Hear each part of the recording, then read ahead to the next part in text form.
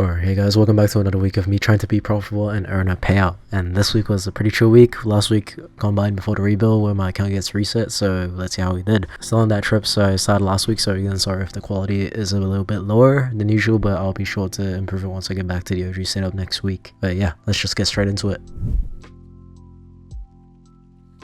Alright, going into today, what I noted down was that we had already retested NWOG and were actually respecting it for bullish. We also had a 1 hour inverse fair value gap, but to be fair, we could note that out since there were also conflicting confluences of equal power like the prior respected 1 hour fair value gap. And we were retesting this 4 hour order block, which had swept some internal liquidity within the speed array, and we did also sweep a prior 4 hour high, which we formed the wick off of, which shows the bearish power we could experience. So the main thing now is just waiting to see what happens. Looking at the low time, we did have confluences to both sides, though I will say that bullish seems more in the moment, as we have the confluences and we also have the liquidity to the buy side, and I can also see price moving to fill the 4 hour order block deeper as a possibility. And I was actually bullish initially because they were the seek and destroy of the LRLs to the sell side, but I later went against that because I know the wicks from the buy side and that we were also respecting the 50-minute order block currently for bearish. The move from the seek and destroy was also earlier and didn't confirm more bullish candles past sweeping the recent low time frame high, so because of that I became bearish, and we were already at a great spot for my entry from what my confluences were telling me, so I ended up placing a limit which hit quickly. We're in drawdown for a little bit when we were chopping, but I just patiently waited for price to continue developing because I knew that from the prior formations that the bias would be in my favor, and with macro coming up that would magnify the strength.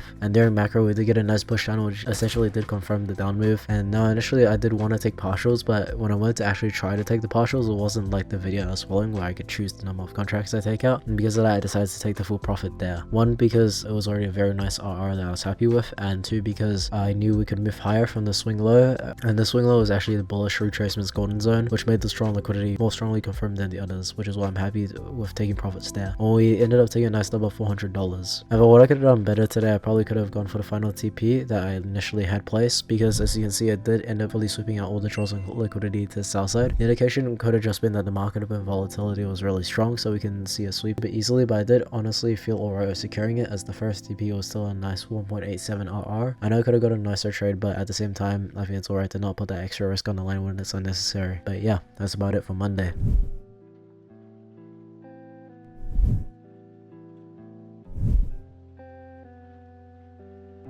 Alright, so for today what I was going to do is that since there was only 2 days left for this account before the reset, I decided to just go all in because I want to either climb out a drawdown, exceeded that, or I blow the account.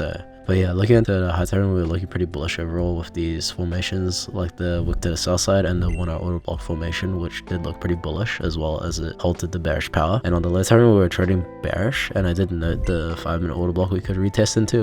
If we retested into this balance by my optimal trading time, then I wouldn't mind going for an entry down to the data lows as a current market move. And going into the trade, we did get a nice pop up into the 1 minute high golden zone, which initially looked like it wasn't going to get hit, and we swept out the 1 minute LRLs, and this looked like a legendary AND move, with the distribution move being my play. Same thing that was mentioned before with the 5-minute order block retest entry going for the data lows, and we're chopping around for a while with price sitting at the golden zone and edging me like crazy. Honestly, I'm surprised by how many times my stop loss survived. Yeah, but that's the account. But honestly, I did miss out on some aspects like the 15-minute change in state delivery retest. I did note it out mid-trade, but I didn't have to draw down to adjust accordingly, and to be honest it wasn't really worth adjusting anyways, but I'm not too fussed about it. It was an A+ setup. I mean, just look at all these confluences that I used. But yeah, I could have used a wider range instead of being too zoomed in and using the low time frame highlight for my golden zone, and I could have noticed this after seeing that price was accumulating above the OTE I marked out. If I did use a wider range like this range here, the golden zone would be placed much nicer, with it being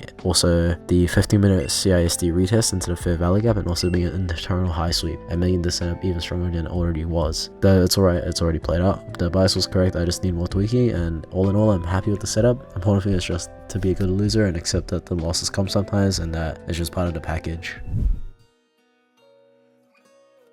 Alright, so that about does it for this week. Another really quick week with a pretty nice stub on Monday and a misread on Thursday, which brought us a loss, and I'm still pretty happy with this account as it did help me learn a lot more lessons, especially after the initial funded account. Now I'm feeling a lot more better mental wise and taking more of those A+ setups that I want to and should take. Even though there may not always be winners, that's not the important part. The important part is that I stay consistent to my plan and model while also keeping calm and collected during the analysis to trading time, not overcomplicating it and such. And I know that this journey will take a bit, and I accept that. I know it's a matter of time. Gonna be back at the OG setup next week, so yeah, quality will be better. But yeah, that about does it for this week's trades. And if you guys are interested, check out me and my friends' Discord. It's just a chill place for everyone to talk and grow as traders, and we're all on the same journey to become the traders that we want to become. So yeah, join up if you guys get keen. But yeah, thank you guys so much for watching. I'll see you guys in the next one. Bye.